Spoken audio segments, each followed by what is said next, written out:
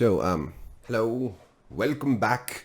I am back in the saddle, making videos, trying to write a bit more. I went on a trip earlier this summer, and was gone for a couple weeks. And when I got back, I felt like something had just not gone well in my brain. I don't know how to describe it. I've had writer's block, and I haven't felt like making any video content, and I haven't felt like doing anything. So I've been in a funk, but here I am, back again to talk about all this crazy shit and some video games.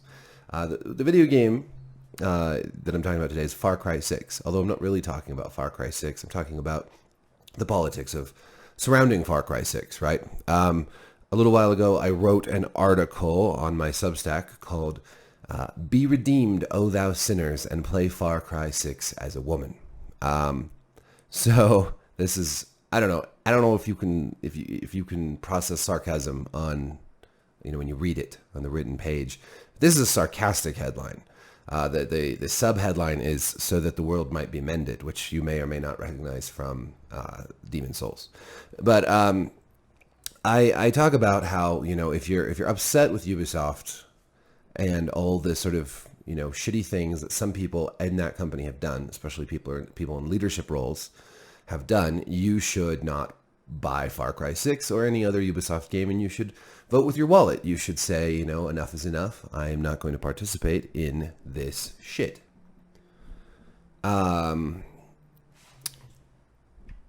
What sparked me writing this, however, was an article in, let me see, where was this published? Game Rant, called Far Cry 6, Why the Ubisoft Community Should Only Play Female Dani Rojas. I will just read to you from this article really quickly. I'll do a different accent just for fun. When Far Cry 6 releases this fall, those who pick up and play it will have an interesting opportunity.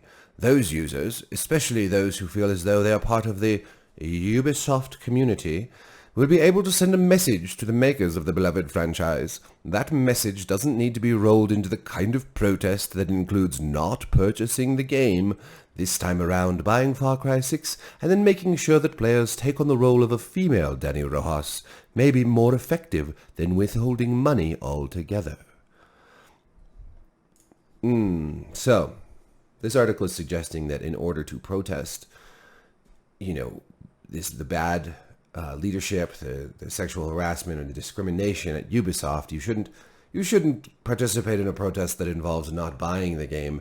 You should just play as a female protagonist in the game. This will send a message to the game makers who included the option to play a female protagonist in the game that you're fed up with Ubisoft.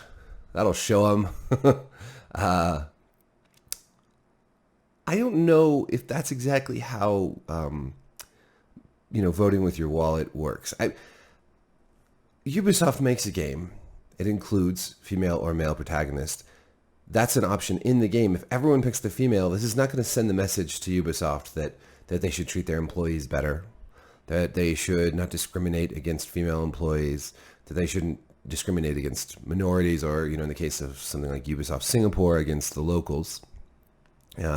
It's just going to say that gamers played a female version. And maybe it'll inspire Ubisoft to make a Far Cry game where there's only a female protagonist, which would be a little bit ballsier than giving us choices, because, the first three Far Cry games, well, okay, the first and third Far Cry game you played as a male. I think the second one, it's been a while, but I think you get to choose. You can kind of create your character in that one. That one's really different than 3 on. But in 4 and 5, I believe you get to choose. I think that's been pretty much standard for most of the Far Cry games now, I guess. But see, I don't know how this actually protests Ubisoft as a company. It doesn't really. It just plays the game one of the ways that they said you can play the game. You're just playing the game the way Ubisoft allows you to. Not buying the game actually does send a message to Ubisoft that people are pissed off. Now, a follower on Twitter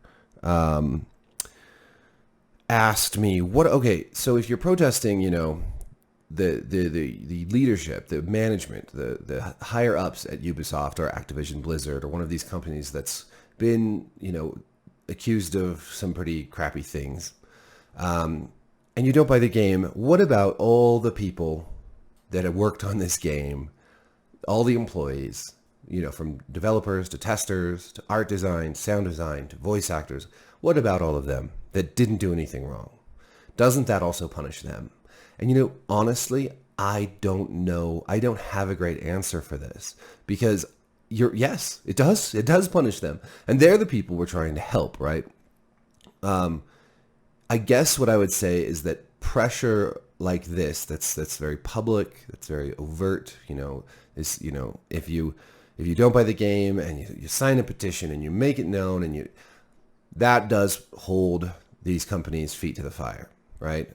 If shareholders see this and they're like, hey, wait a minute, you're running your company in such a way that gamers are literally not buying your game because they're upset with you.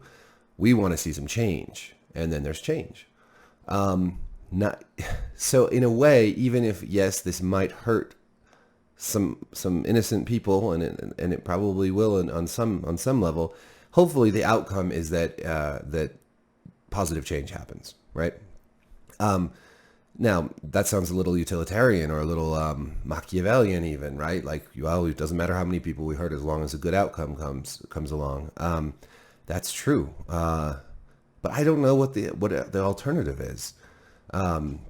If this is something you care about deeply, if you think that change needs to happen at these companies, I think the only way that that's going to happen is through bad press, through failed projects, really.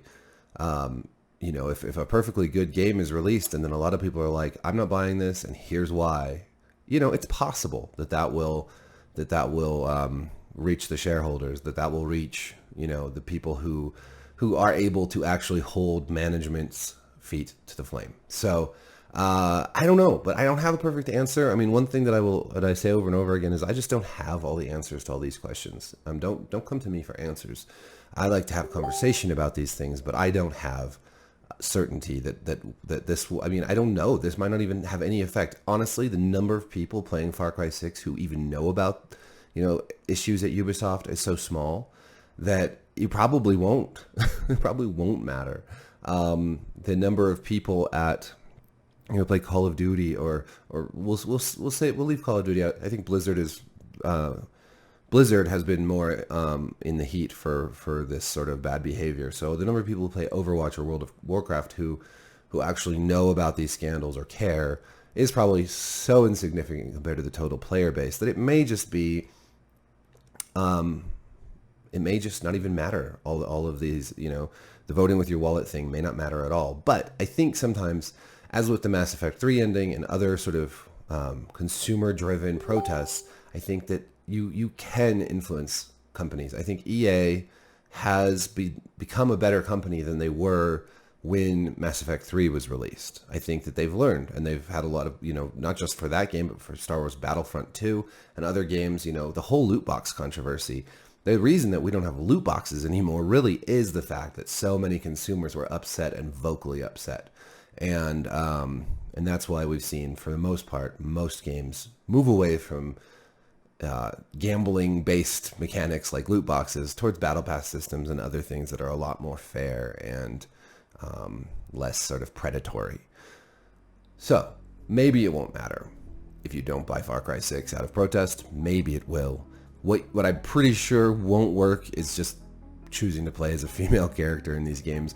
I don't see how that's a protest for anything.